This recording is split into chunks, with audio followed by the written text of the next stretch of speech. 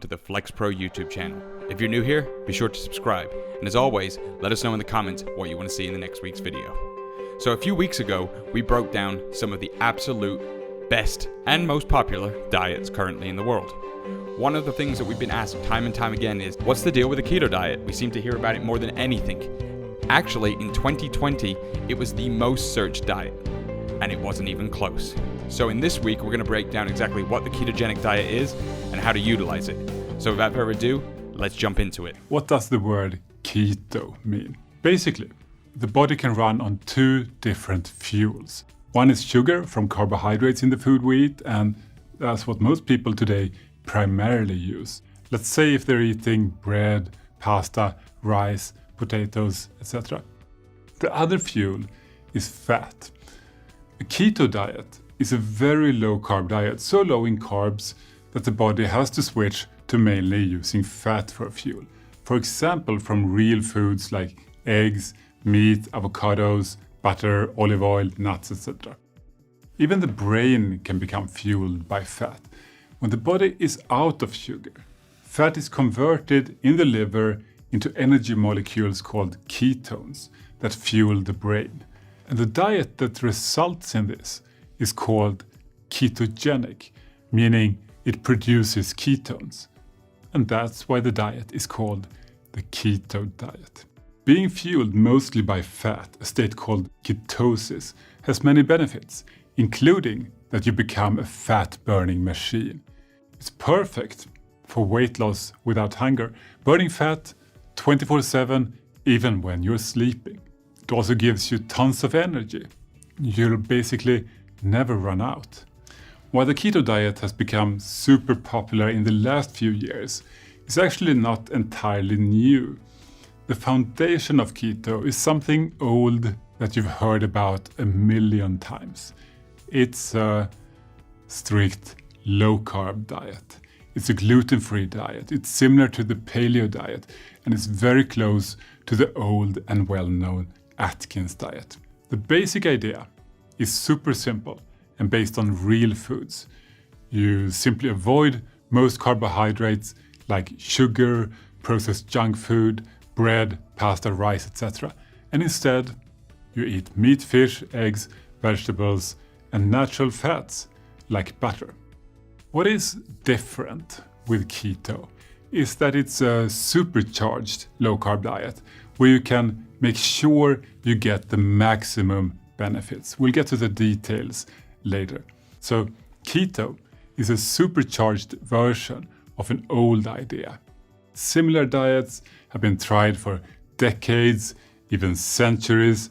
These similar diets keep returning, more popular than ever, because they work. And this could have an evolutionary explanation, as our ancestors did not eat refined carbohydrates or sugar like we do today, so our bodies may not be adapted to those foods. Modern science proves that it works. On a keto diet, most people can lose excess weight without hunger, and a number of health issues tend to improve. Most importantly, a keto diet is not just used as a temporary fix. Many people enjoy it as a long-term lifestyle, not just for weight loss, but for long-term health and well-being and staying fit year-round. Many people feel energized, full of mental clarity, and have stable blood sugar levels. Most of the hunger disappears. Cravings for sweet foods are reduced, so there's no need to snack all the time anymore. People save time by being happy with fewer meals. They eat delicious food whenever they're hungry, and there's not even any need to count calories. Most people feel so satiated on keto that they can eat when they're hungry and still eat less and lose excess weight. They don't even have to exercise. Now, of course, some exercise is good for you, for health and feeling your best, but it's not required for weight loss and certainly not on keto. Keto diet basically turns you into a fat-burning machine, making it very easy to lose excess weight, stay satiated for long periods, control your blood sugar, and reverse many common health issues. your body will burn fat and your brain will burn ketones that are also made from fat. So you will be a fat-burning machine. It's important to realize that this is very different from what's considered normal today. All around the world, there's a disaster going on, a massive obesity epidemic. Most people in the modernized world are already overweight or obese. And associated with this, there's a massive global diabetes epidemic, meaning too much sugar in people's blood. Every second American is now predicted to get type 2 diabetes in their lifetime. And incredibly, in China, the type 2 diabetes epidemic is even worse. It's a disaster in India as well and in the Arab world, not just in the US and Europe. It's a global problem now, leading to terrible complications. Excess fat on people's bodies and excess sugar in their blood. What is going on? It's not just that this affects people you know. It most likely affects you too already. So, why is it happening? All around the world, we now have easy access to high-carb, high-sugar foods 24/7. Foods that are also hyper-palatable, meaning they are so rewarding that they are potentially addictive. So if we just do what everyone else is doing, we are likely to eat and drink sugar or starch many times per day. And every time we do that, we increase the amount of sugar in our blood, and we make sure our bodies burn sugar. Now the problem with burning primarily sugar is that this shuts down our body's fat burning via the hormone insulin. When you eat carbs, you raise the blood sugar levels and insulin levels rise.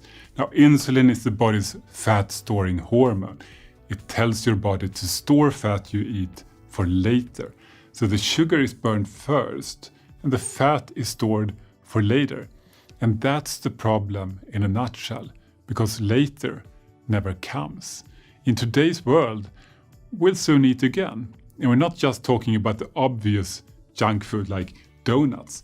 Even starchy foods like bread or pasta rapidly break down in the gut, turning to pure glucose, a simple sugar, raising blood sugar and insulin levels. So even bread, pasta and rice, all starchy foods, turn to simple sugars in the gut. So if people eat what most people eat, their blood streams are constantly full of sugar. Worst case, even turning them into diabetics. And at the same time, they are constantly storing fat. And that's why we have an obesity epidemic. Just eating less and moving more is simply not enough to stop it. We know that now. We've been saying that for 30 years, while the obesity epidemic keeps getting worse every year. It's not working, and we know why. Losing weight by counting calories is hard work.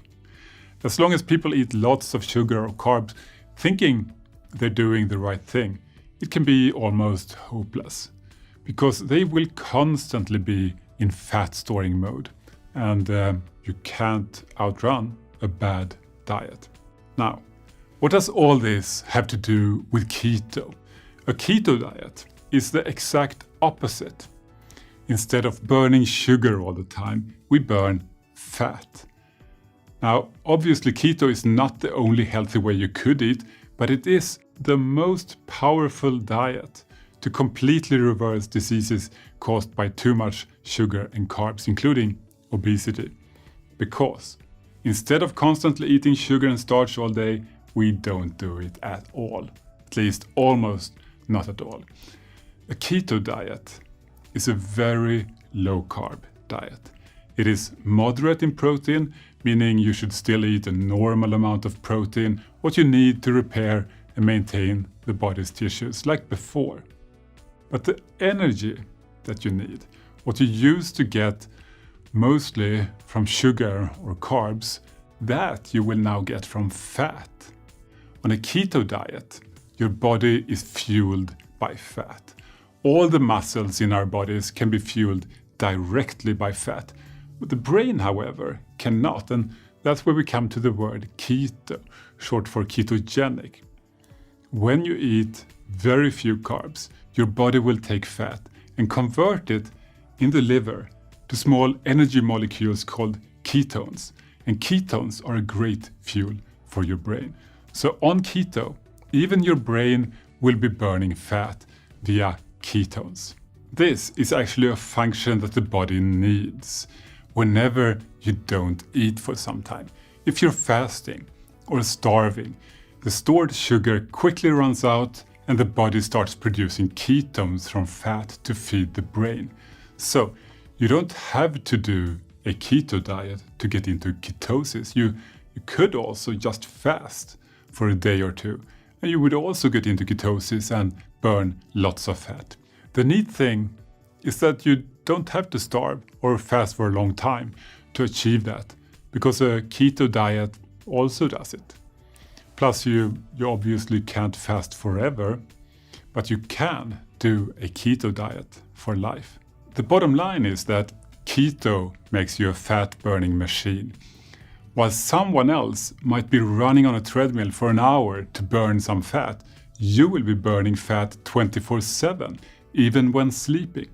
It's the ultimate diet for weight loss, and it can help you feel greater and perform better. Why? Well, because you're never likely to run out of fuel. Your body can only store carbs for energy for a few hours or maximum one day. This means that if you're a sugar burner, you will get hungry again fast. You'll have to eat and prepare food all the time. And if you don't, you're likely to feel hungry and tired and miserable. On the other hand, the body stores fat with enough energy for weeks or even months. And on a keto diet, your body and brain has constant access to this. You'll become the Energizer Bunny. You'll be able to just keep going, feeling energetic and satiated and great without ever having to stop for a snack. You could even easily skip a few meals, should you want to, saving tons of time, even money, and all the time you will be burning fat. Even when you're in bed dreaming, your body and brain are burning fat. It's no surprise that keto is a great way to lose weight. A keto diet contains very few carbs and a higher proportion of energy from natural fat. The protein amount should be moderate. The diet is based on real food like meat, fish, eggs, vegetables, and natural fats like butter, or from fatty foods like avocado, salmon, or olive oil. Avoid carbohydrate-rich food like sugar, sweets, and starchy foods, bread, pasta, rice, and potatoes. And you could end up eating something like this in a day, just as an example.